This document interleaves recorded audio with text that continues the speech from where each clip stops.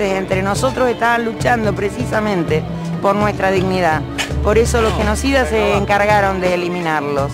Por eso todos los años los recordamos. Con el máximo de los orgullos, el máximo de la emoción y del cariño. En cada uno de ustedes vive uno de ellos. En cada uno de ustedes vive uno de los 30.000. O 10 o 20 o 30 de los 30.000. Que tenemos que pelear para que no mueran más niños. Pero que no sea una cosa de lástima, que sea verdad. No puede ser que en este país se mueran 100 niños, no puede ser por día. No lo podemos permitir. Tenemos que acompañar todas las luchas. Tenemos que sentir, compañeros, de una vez por todas, que el otro soy yo. El otro soy yo. El otro soy yo. El otro soy yo. El otro soy yo. El otro soy yo, el piquetero soy yo, el revolucionario soy yo, los que toman la fábrica soy yo, los que no comen soy yo, todos somos yo.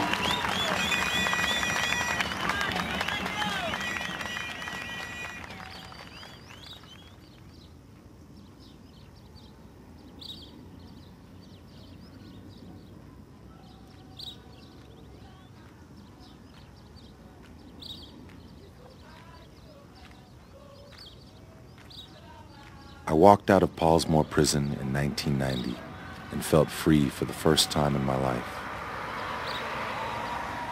The townships came alive that year.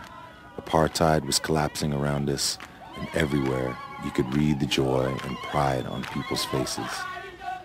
In April 1994, I voted for the first time. In the struggle at 15, at 21, I was in exile and unsure of my life. We spent our childhoods fighting in the streets of Crossroads, Atlan, Soweto, and then in the mountains of Angola.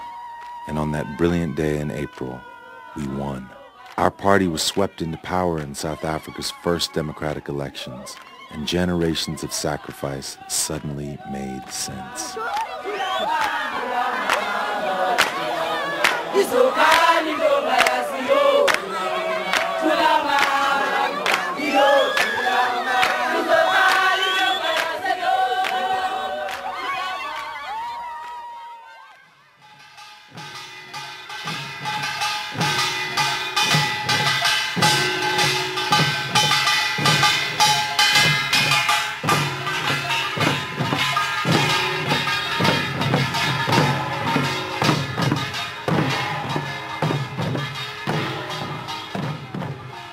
I must go, don't cry, I must go.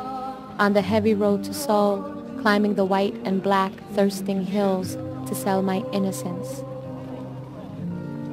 Long ago, I left the smell of wheat and castor bean flowers for the 12 hours of daily darkness in the factories of Shangwan. But we were many, and the bosses were few, and we struggled together to build a hard kind of dignity here.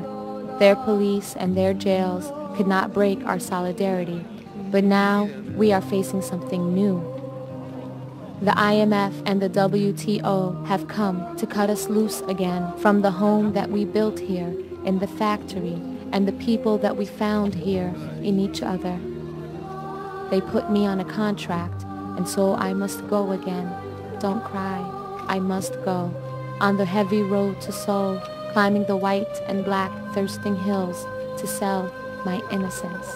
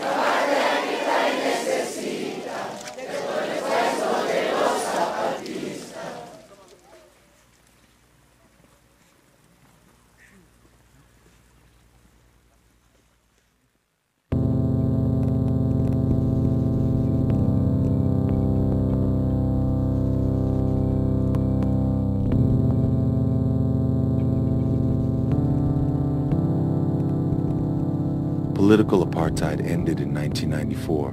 Nelson Mandela and the ANC were swept into power in South Africa's first democratic elections. But victory was not so simple or so easy. A year earlier, while negotiating the transition to democracy, the ANC signed its first World Bank loan and began a program of structural adjustment.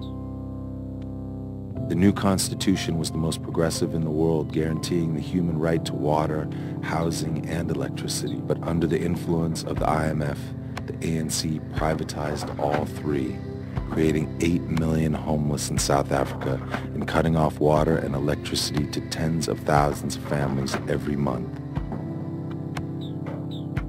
The apartheid state was defeated, but nothing changed. The economy was still in the hands of the same global system.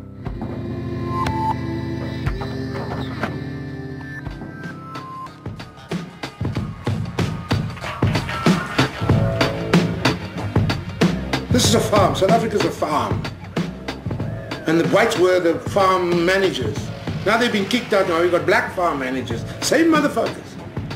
Same minds. Same greed. Different color. It's a lick of paint.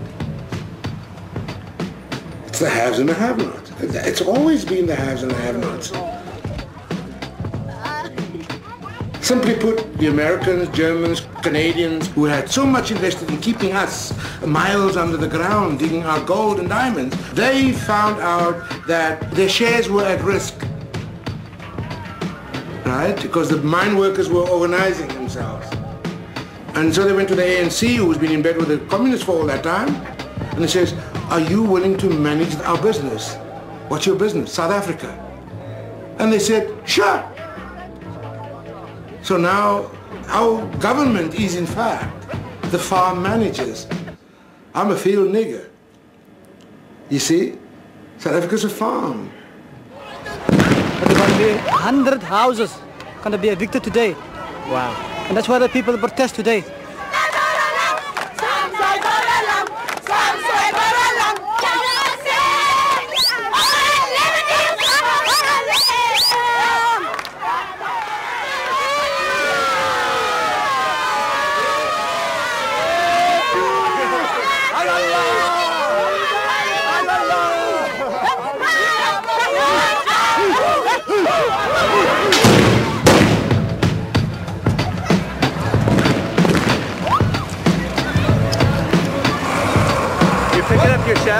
People has been patient for 400 years. They expected 1994 to be the end of that 400 years of patience.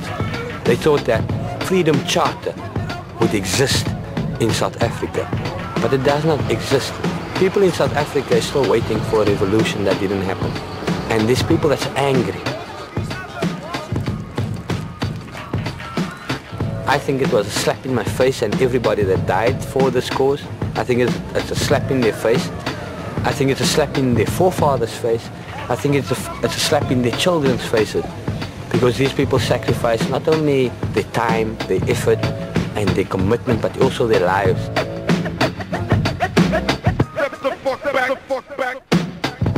Everybody, from the Archbishop to senior government officials, said to us, never again, will apartheid happen on our soil.